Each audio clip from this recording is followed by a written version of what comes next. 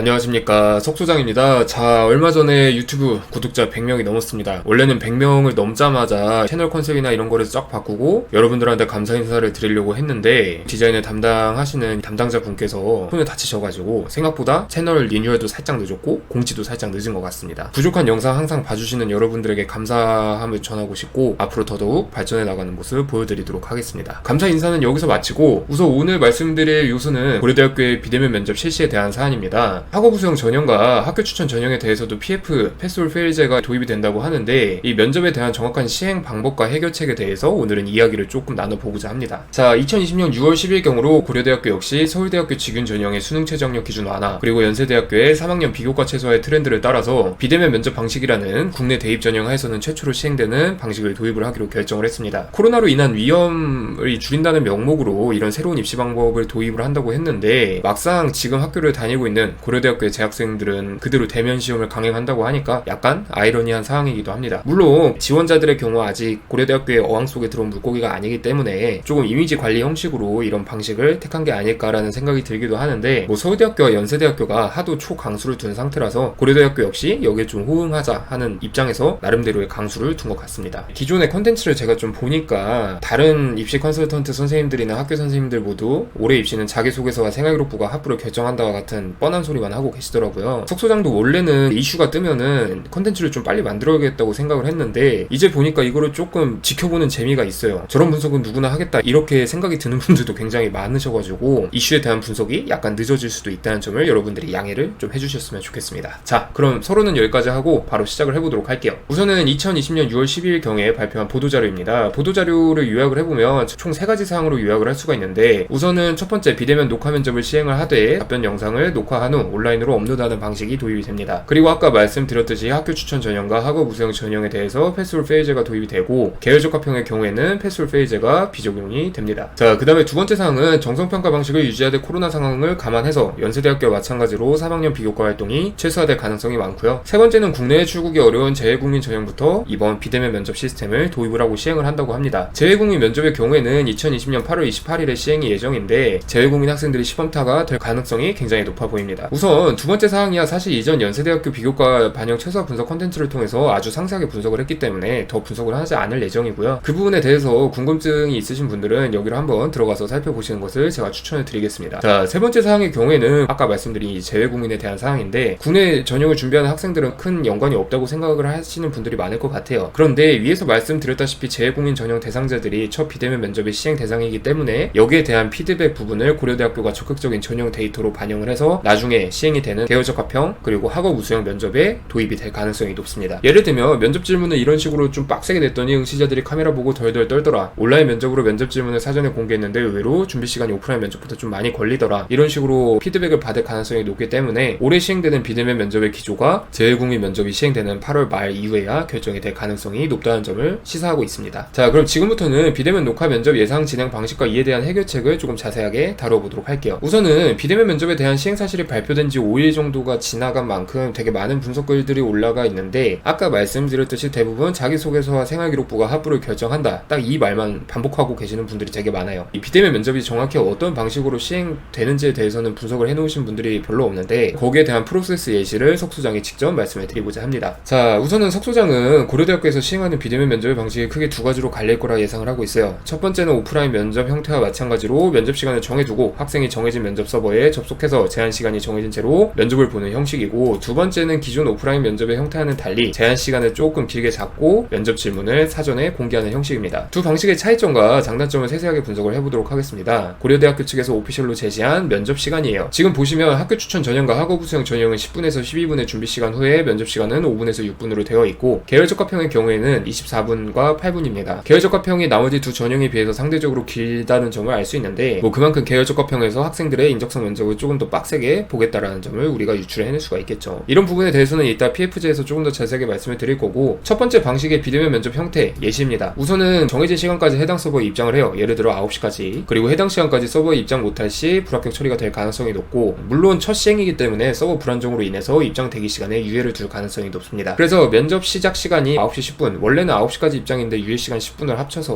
9시 10분부터 집단 실시간 녹화가 시작이 되고요. 9시 15분을 기점으로 재심문 문항을 서버에 공지를 합니다. 실제 고려대학교 고려대학교 오프라인 면접에서 진행되는 것처럼 제시문을 미리 준다고 생각을 하시면 편해요. 그리고 학생들은 이를 보고 준비하는 시간 동안 준비하는 모습을 녹화하는 것이 바로 면접의 일부분으로 들어가는 것이죠. 준비 시간의 녹화 중에는 두 가지 조건이 포함될 가능성이 높아요. 부정행위를 방지하기 위해 면접 공간에는, 그러니까 카메라 구도가 들어오는 공간 안에는 학생 한 명만 있어야 된다는 조건이 포함될 가능성이 높고, 면접관에게 하는 발언 이외에 다른 신호성 발언이나 행동 시 부정행위로 평가될 가능성이 높습니다. 자, 그 다음에 면접 시간, 아까 말씀드린 이 준비 시간 외에 실제적인 면접 시간에 대한 사항인데, 서버에 제시된 제시문 면접 질문 혹은 개인별 인적성 질문에 대해 답변을 하는 시간이고요. 기본적인 비대면 면접 포맷이기 때문에 자기소개와 같은 조금 식상하되 기본적인 면접 포맷이 추가될 가능성이 굉장히 높습니다. 기존까지는 면접관이 질문하던 학생의 꼬리 질문이 있었어요. 예를 들어서 이런 질문에 대해서 어떻게 생각하나 했을 때 학생이 저는 찬성이요. 그럼 면접관이 그럼 반대 입장에서는 어떻게 생각하지? 라고 꼬리 질문을 던지는 형식이었는데, 올해는 실시간이 아니기 때문에 이 꼬리 질문이 미리 출제될 가능성이 높습니다. 그렇기 때문에 학생은 준비 시간 동안 원래 질문과 꼬리 질문에 대해서 모두 준비를 하고 녹화를 진행하는 게 낫겠죠. 첫 번째 방식은 공정성 부분이나 직접적인 시험 방식의 부분이나 오프라인 면접과는 큰 차이가 없어요. 제한 시간이 있을 뿐더러 부정행위를 막기 위한 조건이 굉장히 빡세게 지정이 될 가능성이 높기 때문에 면접을 응시하는 학생이나 이를 평가하는 사정관이나 객관적인 입장에서 평가할 수 있다는 장점이 있습니다. 그런데 위험성 역시 존재는 해요. 고려대학교 면접에 응시하는 학생들이 개인 웹캠이나 노트북이 없는 경우인데, 아무래도 학생의 표정과 자신감이 그대로 드러나는 고화질의 카메라나 마이크, 방송 장비가 굉장히 중요하게 작용될 가능성이 높아요. 특히 녹화 면접이기 때문에. 그런데 고려대학교 측에서 이를 전부 대여해주지 않는 이상 학생의 경제적 수준에 따른 격차가 발생할 가능성이 너무 높습니다. 솔루션을 진행하고 계시는 대치동의 학부모님 중 한 분은 안 그래도 비대면 면접 소식을 들은 이후에 석소장이랑 전화를 하면서 우스갯소리로 이런 말씀을 하시더라고요. 이거 비대면 면접이 실제로 시행이 된다면 카메라 퀄리티랑 마이크 퀄리티를 최대한 맞춰주려고 하는데, 다큐멘터리에 찍는 고화질 카메라 보니까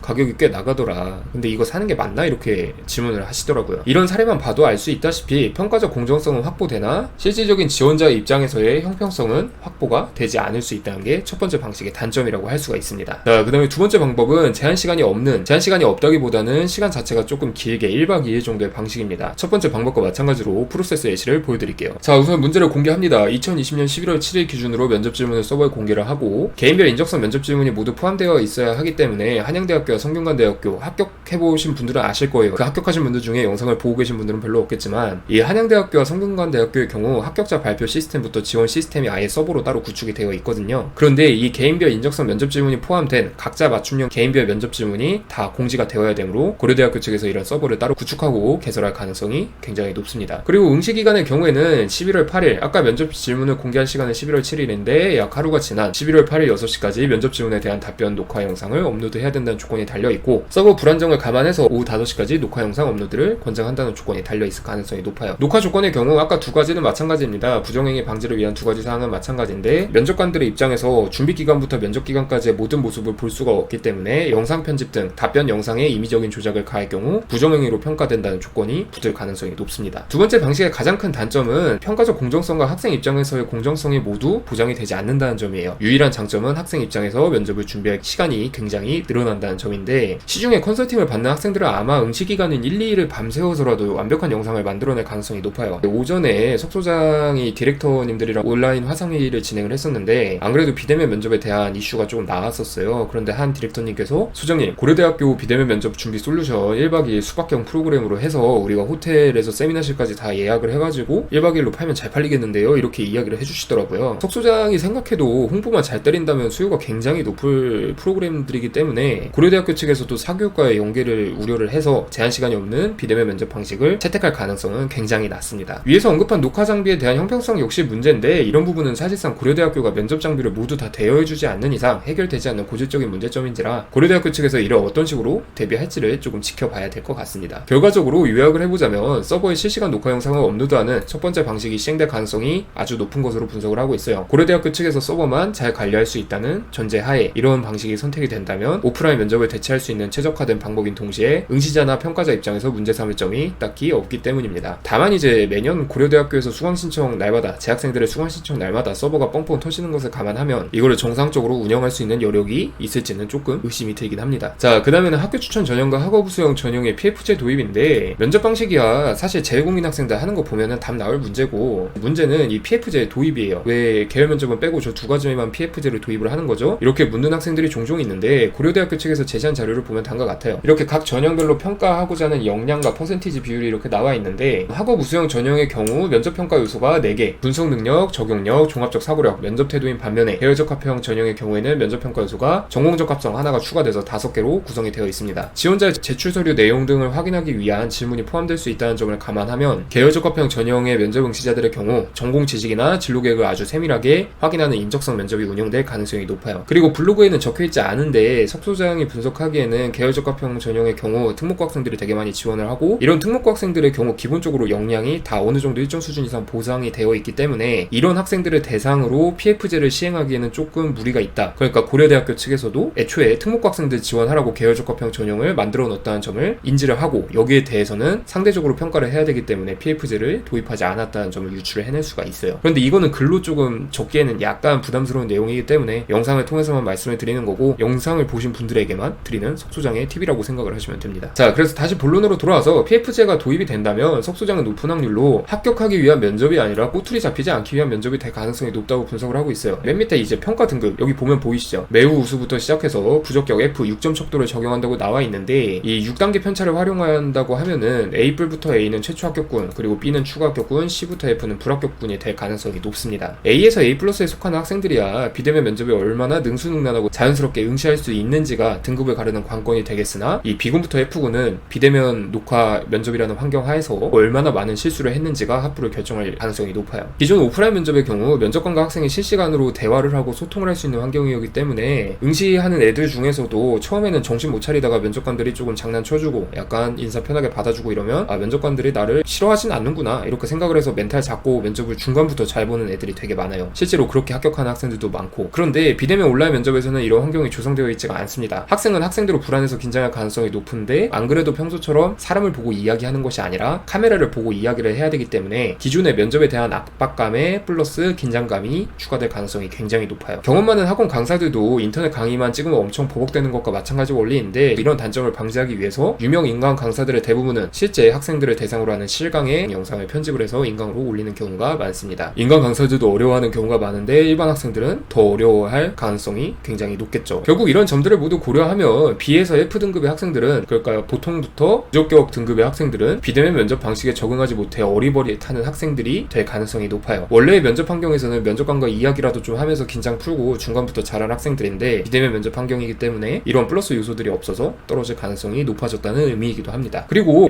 면접관들의 입장에서는 최초 합격군과 추가 합격군 그리고 불합격자를 가르는 게 아니라 말 그대로 고대에 들어와도 되는 학생과 들어오면 안 되는 학생을 구분하는 입장이기 때문에 쟤는 너무 어리버리타는 데와 같은 생각을 할 수도 있고 이런 요소들이 불합격 요소로 작용될 가능성이 굉장히 높습니다. 결과적으로 학교 추천 전형과 학업 우수형 전형의 합불, PF제의 합불은 누가 더 비대면 면접 방식에 빠르게 적응하는가가 결정할 가능성이 높다고 분석을 하고 있고요. 자, 그래서 자세한 면접 운영 방식과 평가 방식은 추후에 공지사항을 살펴봐야 알긴 하겠지만 올해 고려대학교 온라인 비대면 면접의 기조와 기초 프로세스는 본 컨텐츠에서 말씀드린 것과 크게 벗어나지는 않을 것이라고 생각을 하고 있어요. 왜냐면은 고려대학교 측에서 선택할 수 있는 선택지가 그렇게 많은 것도 아니고 뭐 입학사정관들을 몇백 명 단위로 고용해가지고 모든 학생들에 대해서 온라인 실시간 회의로 면접을 볼 수 있는 상황도 아니고 그렇기 때문에 이런 기조 자체는 석소장이 분석한 것과 크게 변하지는 않을 거라 생각을 하고 있고요. 고려대학교 측에서도 물론 고민이 많겠으나 면접을 준비하는 학생이나 학부모님들께서도 이런 사항들을 조금 숙지를 해두시고 여러 상황을 미리 고려를 해보시는 걸 추천을 드리겠습니다. 자, 오늘 부족한 분석 읽어주셔서 감사하고 구독자 또 이제 200명 될 때 한번 인사를 드리도록 하겠습니다. 감사합니다.